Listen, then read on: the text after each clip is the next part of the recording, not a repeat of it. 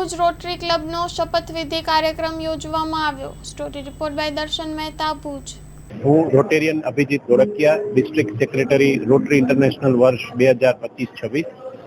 આજે RI district 3055ની સૌથી જૂની club Rotary club of Bhuj કે જેને 83 વર્ષ પૂર્ણ થયા છે તેની વર્ષ 2025-26ના નવા હોદ્દેદારોની શપથવિધિ કાર્યક્રમ અહીં ભુજ ખાતે યોજવામાં આવેલ છે।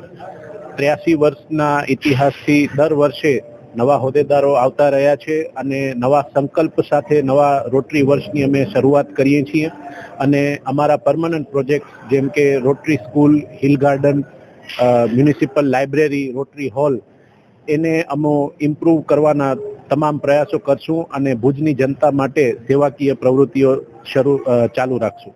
મારું નામ ધર્મેન્દ્રસિંહ ડી વાઘેલા છે। રોટરી ક્લબ ભુજનો પ્રમુખ છું।